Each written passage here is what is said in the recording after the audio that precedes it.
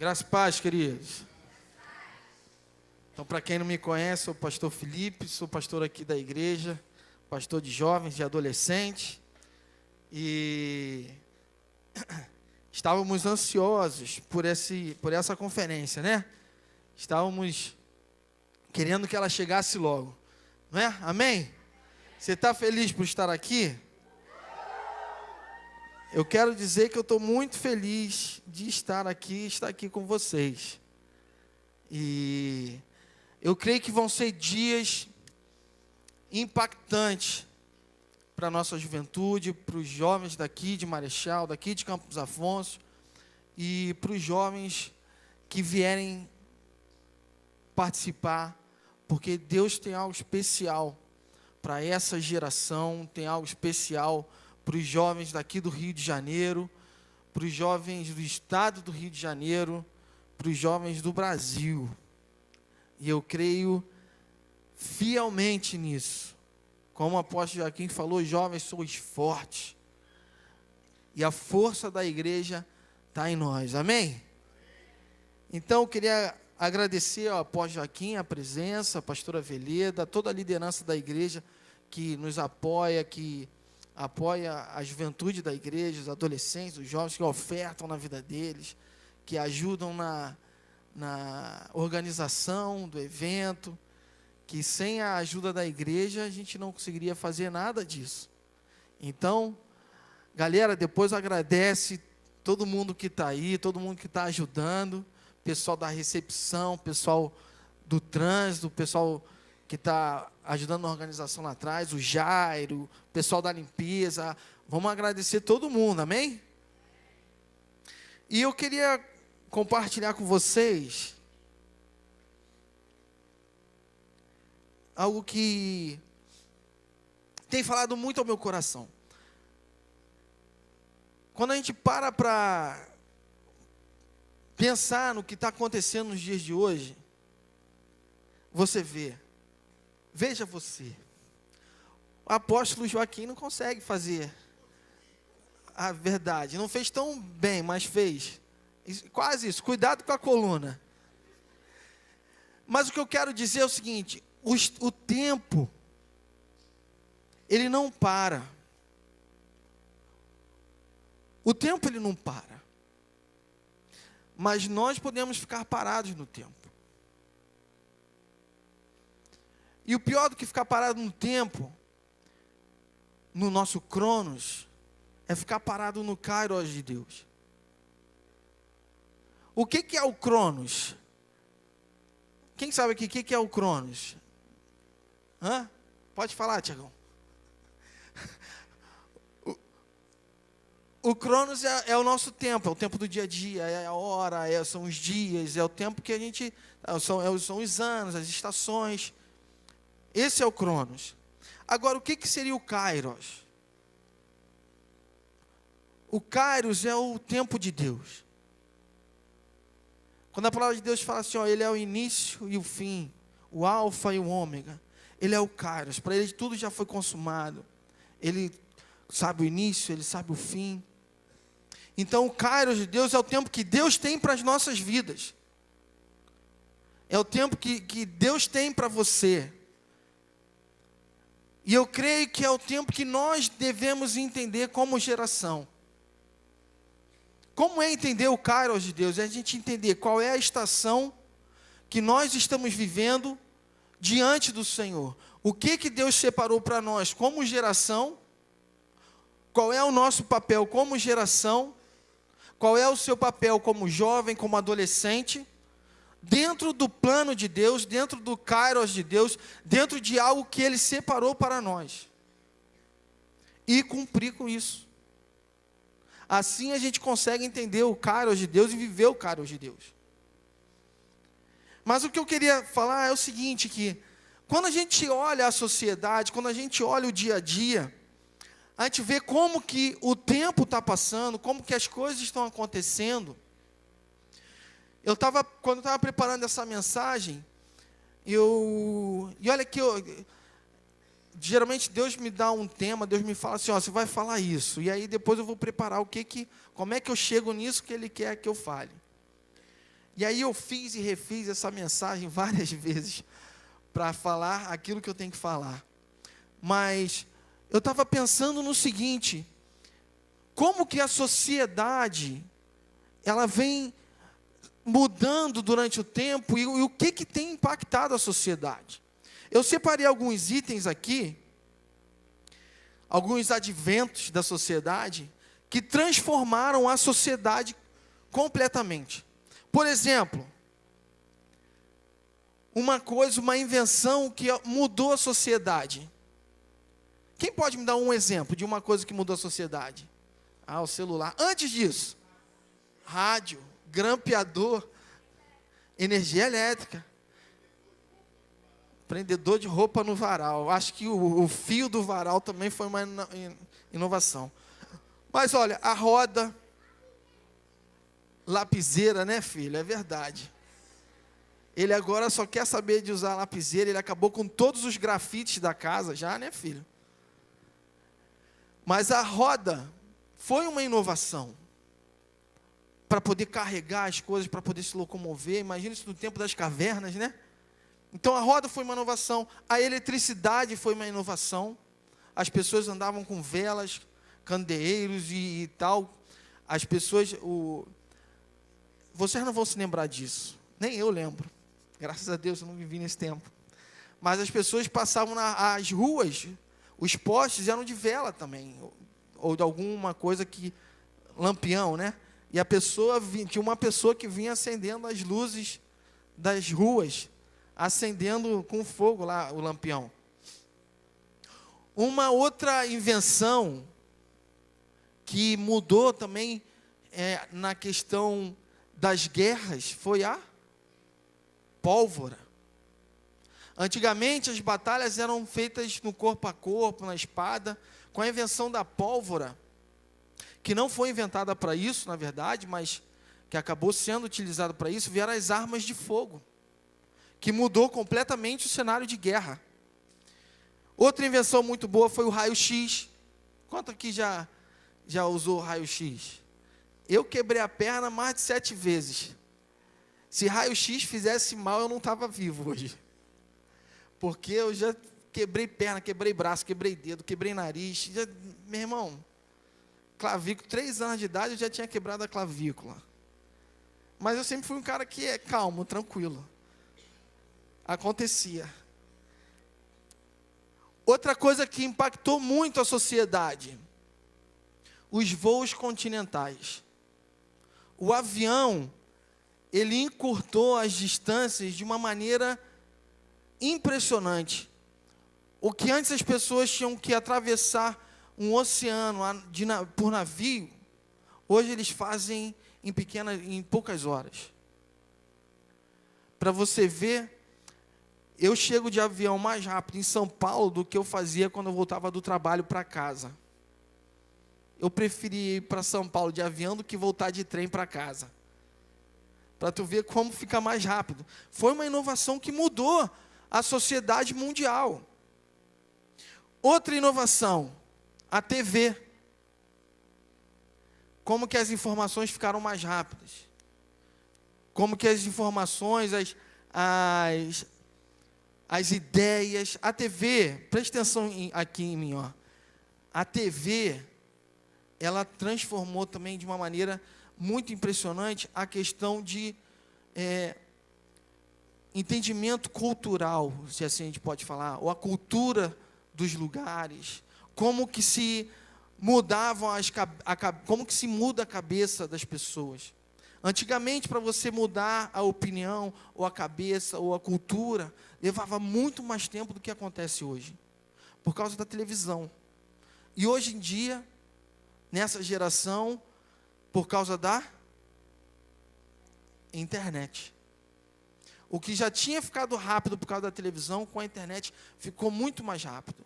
Então, o que às vezes levava 40, 50 anos para mudar culturalmente numa sociedade, hoje em dia já se diminuiu, já se muda mais rápido.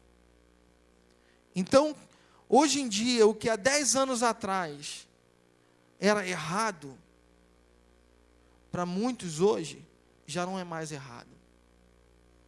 Para muitos hoje, o que era errado há 10 anos atrás, já estava certo. Ou seja, as coisas estão mudando mais rapidamente. Para você ver, o primeiro beijo na televisão, quando foi o primeiro beijo na televisão? Os noveleiros de plantão. Foi em 1951. Foi na primeira novela da TV Tupi. Em 1960, isso em 1951, foi um choque na sociedade. Foi tão chocante, e a novela naquela época era feita ao vivo, tá? Não é que eu me lembro não, pessoal, eu li isso, tá? Eu não era nem nascido. Nem os meus pais eram nascidos, para você ter ideia.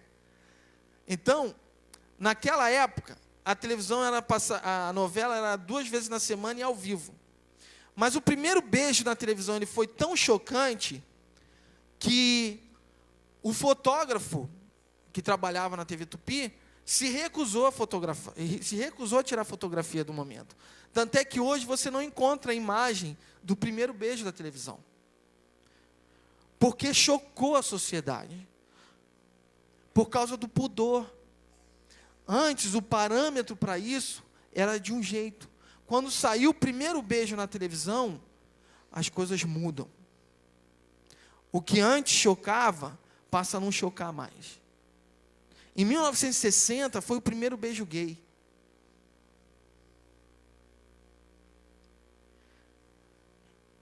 Então, o que chocava, aos poucos deixou de chocar. O que antes você olhava e ficava assustado, já começou a cair na normalidade. E as coisas são sutis, porque eu entendo o seguinte, que o diabo ele só vem para roubar, matar e ele quer destruir a família, ele quer destruir com os nossos princípios, com os nossos valores. Só que ele não faz assim apontando uma arma na sua cabeça. Ele não faz te obrigando. Ele faz sutilmente. O primeiro beijo foi em 51. O primeiro beijo gay em 60. Então os parâmetros vão mudando. O que nos chocava já não choca mais. Se você pegar hoje, eu não assisto novela. Eu não assisto. Se falar, eu nem sei mais quais são os horários da novela. Nem sei. Antigamente era a novela das 6, das 7 e das 8. Hoje eu vou assistir um jornal. O jornal já é 8h30. Eu fico assim, ué, não é a novela das 8? Eu nem sei chamar novela das 8. Ou se é a novela das 9, porque eu sei que a novela agora começa quase 10 horas. Eu só assisto de novela quando eu quero assistir o jogo do Flamengo. Vou assistir o jogo do Flamengo e ela está acabando. Aí eu vou, mudo de canal, fazer outra coisa e volto depois para assistir o jogo do Flamengo. Aliás, depois, sem distrair vocês, o Flamengo já ganhou? Já acabou o jogo? 1-0 o Mengão, né? Segue o líder. Vamos lá, que o pessoal achou que era cheirinho. Mas, voltando, fechou parênteses. Agora o pessoal está prestando atenção aqui, né? Então, quando você vê, os nossos parâmetros, os nossos princípios, os nossos conceitos, eles estão o tempo inteiro sendo confrontados. Eles estão o tempo inteiro sendo colocados à prova. O diabo, ele vem sutilmente colocando no seu coração, colocando na sua mente, que olha, isso não é bem assim. Não, isso daí falavam que era errado, mas isso daí é no tempo dos teus avós. Hoje em dia é diferente. E nós, muitas vezes, caímos nisso. Agora eu quero fazer uma pergunta para você. Onde que está a igreja em meio a tudo isso? Porque quando a gente olha tudo isso, o que a televisão causou? O que a rádio ou o entretenimento causava e onde que a igreja estava nesse momento? Porque onde que estava a igreja em 1951, quando a televisão estava com o espaço aberto para as pessoas se beijarem, ou então em 1960, quando saiu o primeiro beijo gay? Onde que está a igreja hoje na televisão? Porque nós, como igrejas, temos que nos posicionar. Onde que está a igreja hoje na política? Onde estão os jovens que estão sendo levantados hoje para estarem na política, para combater a corrupção, para combater a injustiça? E injustiça não só contra a igreja, contra a minoria de modo geral, para melhorar a qualidade de vida do cidadão brasileiro, para trazer educação, segurança, saúde. Onde que está a igreja no meio desse caos que a sociedade se encontra? Às vezes por falta de posicionamento da igreja, e da igreja que eu quero dizer aqui, não é a igreja Batista Campos dos Afonso, não é o projeto Vida Nova, não é outra igreja qualquer, eu não estou falando de denominação, eu não estou falando de nome, eu estou falando de nós, porque nós somos a igreja, amém? Nós somos a igreja onde nós estamos. Você não é a igreja só quando você está aqui dentro. Você é a igreja quando você está lá fora. Quando você está no ônibus, no trem, na escola, na faculdade, em casa, no trabalho. Onde que a igreja estava em todo esse tempo?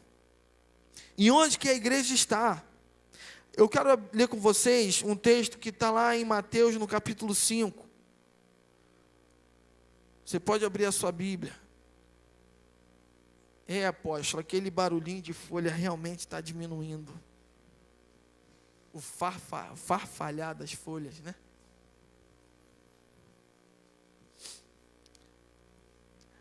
Mateus 5.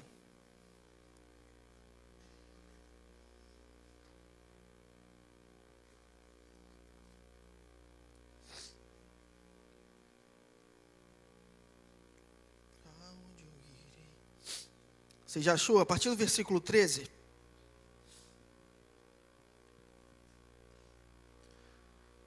Diz assim: vocês são o sal para a humanidade. Mas se o sal perde o gosto, deixa de ser sal, e não serve para mais nada. É jogado fora e pisado pelas pessoas que passam. Vocês são a luz do mundo. Repete, a luz do mundo. Agora fala assim, luz para o mundo. A minha Bíblia diz, a versão que eu peguei fala assim: vocês são a luz para o mundo. Não se pode esconder uma cidade construída sobre um monte. Ninguém acende uma lamparina para colocá-la debaixo de um cesto. Pelo contrário, ela é colocada no lugar próprio, para que ilumine todos os que estão na casa. Assim também, a luz de vocês deve brilhar, para que outros vejam as coisas boas que vocês fazem e louvem o Pai de vocês que está no céu. Feche seus olhos. Pai, que a tua palavra, que acabamos de ler, ela seja impressa e marcada em nossos corações, para que possamos lembrar disso, que nós somos a luz para esse mundo. Em nome de Jesus. Amém. Então, primeiro, querido, a igreja deve brilhar. Primeiro ponto dessa mensagem que eu trouxe foi: a igreja deve brilhar. Se nós não somos o sal para a humanidade, se nós não formos o sal para a humanidade, nós seremos pisados e jogados fora pela humanidade.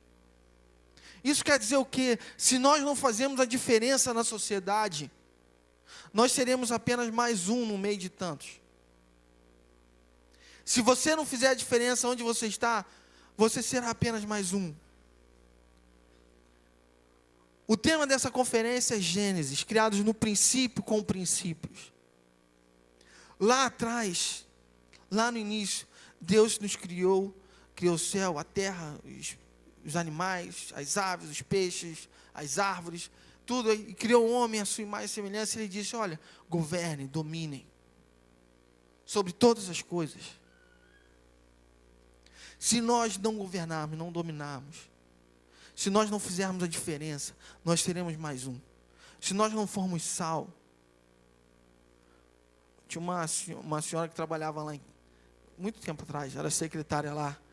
Ela falava assim: que comida insossa. Que fala assim, é o pessoal do norte, né? Nordeste. Comida insossa. Eu falava assim: mas o que é comida insossa? Sem sal. Eu era garoto, né? Não sabia. O que é comida insossa? Sem sal. Sem sabor, sem diferença. Se a igreja não se posicionar, se a igreja não for o sal para o mundo, nós seremos pisados pelo mundo. Nós seremos mais um, perderemos o nosso valor. Numa sociedade que vive nas trevas, temos que tomar posse da palavra que diz que somos a luz para o mundo. Somos a luz para o mundo. Se a Bíblia fala que não tem como esconder uma cidade do monte, nem se acende a lamparina para se colocar debaixo do cesto, a igreja tem que brilhar. Nós não podemos ficar embaixo, escondidos. Nós temos que brilhar, temos que fazer a diferença. A igreja tem que brilhar. Onde você estiver, você tem que brilhar. E brilhar não é chamar a atenção: opa, estou aqui. Opa, cheguei. Não, não é isso. Mas é as pessoas olharem, precisarem de um referencial. E elas vão olhar no meio da sociedade e vão ver a sua luz. Porque você é referencial. Toda vez que eu leio esse texto, eu lembro, vem na minha mente, vem na minha cabeça, um farol. Como um farol que brilha à noite. E como que isso é um sinal para os navios que estão no meio do mar. Eu não sei se você já teve a oportunidade de estar à noite num barco no meio do mar. Uma vez eu tive a oportunidade. Aí eu fui lá na beira do barco para ver o oceano. Meu irmão, é um breu. É um breu. Você não vê nada. Se tiver uma praia, se tiver uma ilha, você não consegue enxergar. Mas eu consegui enxergar um outro barco que estava lá. Meu irmão, devia estar muito longe. Devia estar muito longe. Eu consegui enxergar o barco. Lá longe. Eu consegui enxergar também o avião que passava. Que a luz brilhava. O mundo jaz no maligno. As trevas. Nós andamos em meio às trevas.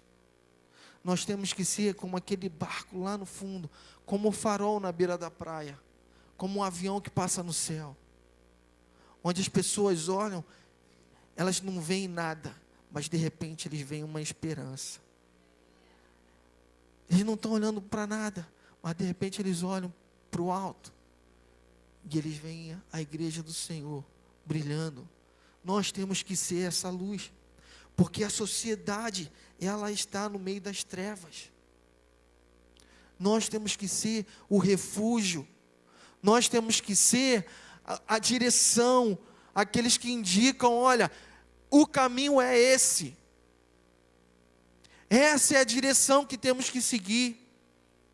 Essa é a decisão que você tem que tomar. Nós temos que brilhar. Como é que a gente faz para brilhar? E uma coisa muito importante, fundamental: santidade. Sem santidade, nós não seremos luz. A falta de santidade faz com que a nossa luz se misture com as trevas. E com isso, a sua chama se apaga. A santidade, ela é um diferencial. Santidade é ser separado. Só aqueles que são separados das trevas podem brilhar. o quanto você tem se separado das trevas para que a sua luz brilhe. Isso é muito sério, sabe? Porque, como eu falei antes, a gente vive numa sociedade perdida, muito difícil, muito difícil. Outro dia eu conversava com uma menina de 13 anos, e a gente conversava sobre a questão do homossexualismo, e como isso está tão normal para a cabeça dela. Como isso nas escolas está tão normal. Uma menina beijar outra menina, um menino beijar um outro menino. Sabe, queridos, nós devemos amar essas pessoas. Devemos amar de tal maneira que nós não podemos concordar com isso. Nós não podemos deixar a nossa luz ser apagada pelas trevas. A diferença é, eles têm que entender que nós não somos melhores nem piores do que eles. Mas nós conhecemos a verdade. E é isso que nos liberta. E é isso que nos dá o norte. E é isso que faz a diferença. E é isso que traz paz para os nossos corações. É isso que nos traz esperança. Para aqueles que estavam perdidos, para aqueles que estão perdidos em meio à escuridão dessas trevas. Santidade. Nós não podemos deixar que as trevas apaguem a chama da santidade em nossos corações. Sem luz, nós não conseguimos enxergar o certo e o errado. O pecado tem nos chocado. Quem são as nossas referências? Engraçado que o pecado, aquilo que a gente está falando, é muito sutil. O que nos chocava já não choca mais. Se o pecado não te choca, você tem que rever a sua posição. Porque o Espírito Santo não, onde habita o Espírito, não pode habitar o pecado. A santidade, temos que caminhar na santidade. Com quem nós nos parecemos? Quem são nossas referências? O que você tem assistido na televisão? O que você tem lido? Quais são os vídeos do YouTube que você está assistindo? Quem são os seus YouTubers favoritos? Porque eu não vou nem perguntar qual é o seu programa de televisão favorito. Mas quem é o teu YouTuber favorito? Quem é que tem te influenciado? Para você ver, eu recebi essa semana aquele negócio de fazer aquele negócio com a mão. O que é isso, velho? Hã? Fala, Lucinho, o que é isso? Desafio de quem? Ah, tá vendo? Obrigado, Lucinho, obrigado. É assim que eu fico sabendo as coisas hoje em dia. Hoje em dia, se eu não sei o que é, se eu não entendo o que é, eu chamo meu filho, Pedro, o que é isso aqui? E ele me explica, né, filho? Ele fala, isso aqui é fulano, isso aqui é aquele outro. Ele me explica tudo. Temos que saber quem tem nos influenciado. Da onde que surgiu isso? Porque eu já ouvi outras pessoas falando que isso daí é um desafio. Se você consegue fazer como é que é? O olho que tudo vê? Olho de Horus. Que é mitologia. Ou seja, a mitologia com uma roupagem nova apenas, né? A mitologia entrando na era digital, no mundo dos YouTubers. E a igreja vai na onda. Eu não sei se é realmente isso, mas pode ser. Você sabe o que é? Você pesquisou?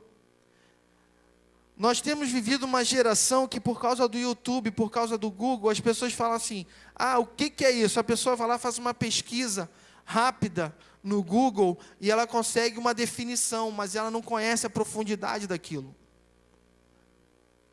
Ou então a gente usa o Wikipédia como verdade. Então as pessoas estão perdendo a profundidade. Nós temos visto às vezes muitas igrejas que fazem shows muito bonitos. E eu não estou falando mal disso, não estou falando mal das igrejas. O que eu estou querendo dizer é que eles fazem cada evento maravilhoso. Mas se viver só de evento, isso não traz profundidade.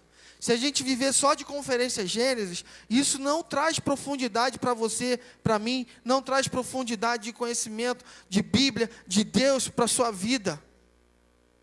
Se nós vivermos de evento apenas, nós seremos rasos. Nós precisamos de jovens comprometidos com a palavra de Deus. Sabe por quê? Porque se nós não tivermos profundidade, vem o vento e leva. Vem a tempestade e leva. Mas aqueles que têm profundidade, que têm raiz, eles são chamados para discipular nações. Eles são chamados para discipular pessoas, jovens, cidades, estados e nações. E é para isso que Deus tem chamado essa geração, para que você discipule nação, para que você faça diferença por onde você estiver andando. Por isso que você tem que ser santo, buscar santidade, não se corromper com o que o mundo tem oferecido, por mais bonito que ele seja, por mais atraente que ele seja. E veja, presta atenção, porque o diabo, ele se finge de anjo para atrair. Lúcifer, ele era um anjo da luz e caiu. Ele quis a adoração que nós devemos prestar somente a Deus. Mas ele era um anjo de luz. Então preste atenção, porque a palavra de Deus é que revela toda a verdade. Porque nós podemos ser a luz. Eu não sei se vocês já viram, mas o que mata mosquito e mosca? Além de Baygon. Aquelas luzes, aquela raquetezinha. Em loja, em mercado, você vai ver aquela luz negra, que atrai as moscas, os mosquitos, atrai, quando ela chega naquela luz, ela morre. Nós temos que entender o seguinte, que se nós não fizermos a diferença na sociedade, se nós não formos o sal, se nós não formos a luz para esse mundo, uma luz verdadeira, as pessoas serão atraídas por luzes que levam à morte e destruição. Eu quero ler com vocês, eu vou caminhar para o final, eu vou correr, aqui vou caminhar para o final. Eu quero ler com vocês o livro de João, capítulo 1.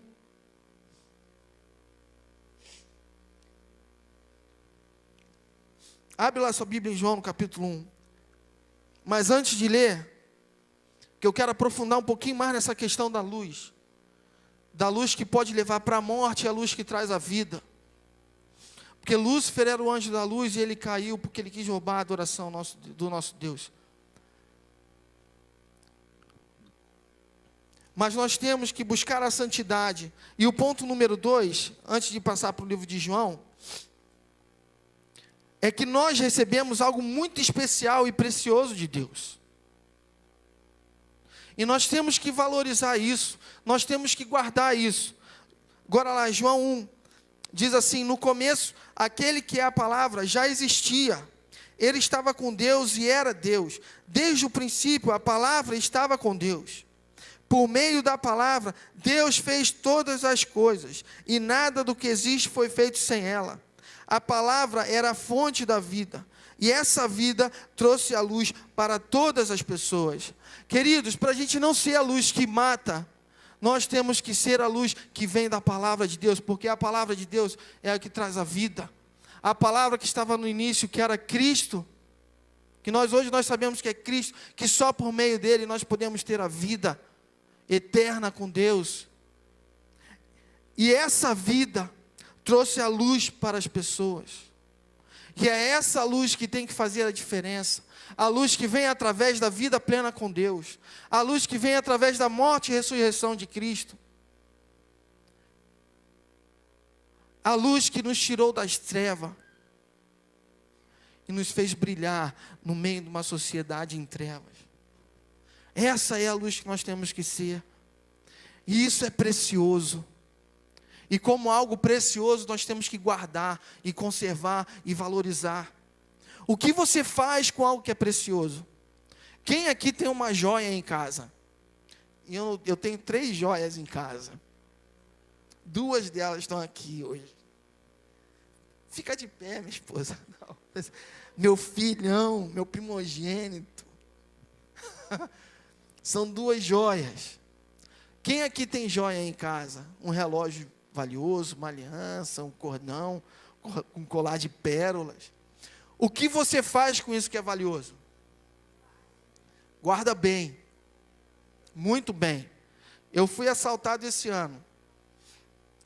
E aí, eu tinha uma aliança muito bonita, de quando casei, 10 anos atrás, pessoal. 10 anos de casado. Esse ano eu faço 11 anos de casado. E aí o ladrão veio e roubou a minha aliança. De ouro, gente. Era a única coisa que eu tinha de ouro, tirando as minhas joias raras ali. Mas aí, nós guardamos muito bem aquilo que tem valor. Isso é valorizar. Por que um diamante é tão caro? Por causa da raridade dele. Então são coisas preciosas que nós temos que guardar. A salvação, a luz, o sacrifício de Jesus na cruz é algo precioso que foi dado para nós. E muitas vezes nós não valorizamos da maneira que deve ser valorizada.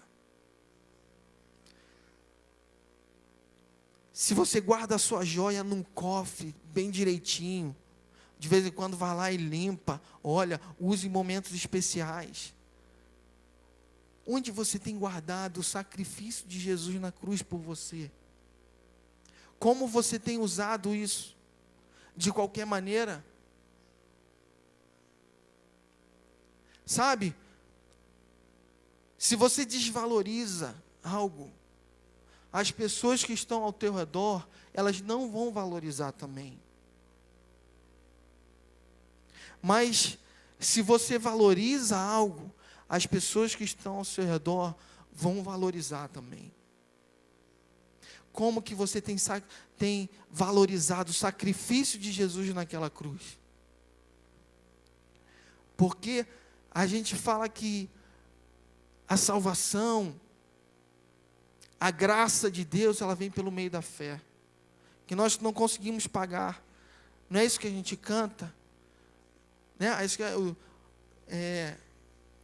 Que a gente canta na música lá, cara. A gente cantou. O amor não se compra, nem se merece. O amor se ganha, de graça o recebe. Eu quero conhecer Jesus. Olha, a graça, a gente recebe porque ela é algo que nós não temos nem valor para pagar. Nós não temos condição de pagar isso. Não é que ela vem de graça. A graça não vem de graça. O sacrifício teve o seu valor de sangue, foi um preço alto. Maior do que isso, ele morreu por nós. Porque o pecado em Jesus naquela cruz não era o dele, era o nosso. Nós acabamos de cantar aqui no louvor. Queimei minhas carroças, me despedi dos meus pais, afundei meus barcos no cais. Isso quer dizer o quê? Isso quer dizer que para onde nós estamos indo não tem volta. É o seguir, é o conhecer a Jesus. Isso tem valor para você? Você está valorizando isso? Porque a sociedade, ela quer desconstruir tudo isso que nós acreditamos e vivemos. Muitos dizem que Jesus foi apenas um profeta, que ele não morreu e não ressuscitou. Mas o que tem valor para você? Qual é a experiência que você tem com Deus, que te mostra e que te prova que o amor dele é real pela tua vida? Que o amor dele é transformador. Porque o último ponto que eu quero trazer para vocês, além de que, desses dois que já falei, que foi, a igreja deve brilhar, e que se recebemos algo especial e precioso de Deus, e que temos que tomar cuidado, guardar bem. O terceiro ponto que eu quero trazer aqui, essa luz que nós recebemos, não pode se apagar. E ela não vai apagar. Quantos creem nisso? Eu quero ler João 1 de novo com vocês.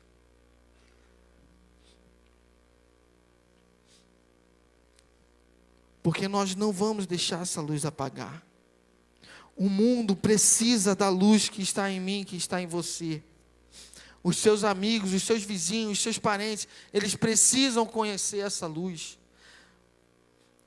E eu creio que essa geração vai cumprir o papel dela de mostrar para o mundo que essa luz, ela ainda não se apagou e ela não vai se apagar. Que se depender de nós, essa luz vai brilhar cada vez mais forte. E as trevas que hoje assolam a sociedade vão perder força e vão ficar cada vez mais fracos por causa da luz que está em nós. Porque onde há luz não há trevas. Porque onde há luz não há escuridão. E essa geração vai cumprir isso. Somos jovens com princípios, somos a geração de Elias, somos a geração de João Batista, aqueles que preparam o caminho do Senhor, aqueles que gritam, que clamam, que Ele vem, que Ele está voltando. A igreja que anseia, espera e anseia pela volta de Cristo. Essa é a igreja que prepara o caminho para o Senhor, acusando o que é certo e o que é errado.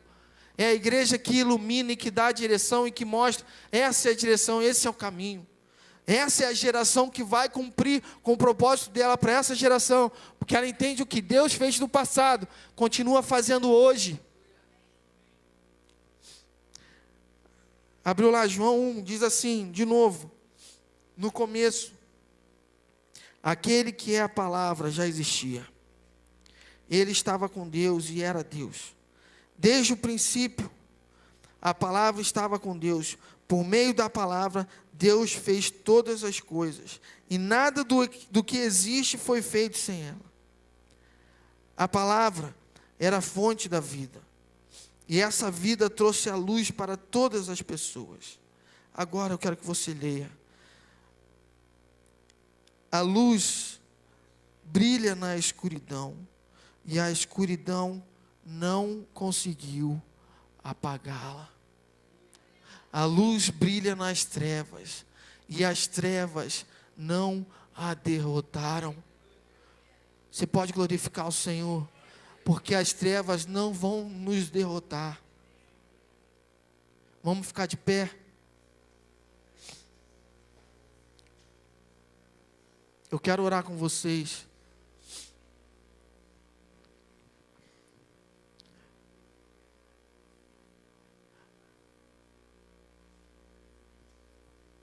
Eu quero convidar todos vocês que querem fazer diferença nessa sociedade. Tiago, vem.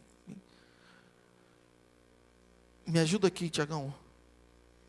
Pode vir. Eu quero convidar aqui na frente todo aquele que quer realmente ser luz para essa geração. Todos aqueles que querem fazer diferença. Aqueles que querem ser luz em casa, porque estão cansados das brigas dos pais. Aqueles que querem ser luz na escola, porque estão cansados de ser confrontados pelo pecado. Aqueles que querem ser luz no trabalho, na sociedade. Aqueles que querem brilhar e resplandecer verdadeiramente o amor de Deus. Eu quero te convidar a vir aqui na frente agora, para a gente estar orando. Vem aqui na frente enquanto a gente canta essa linda canção que o Tiago irá puxar.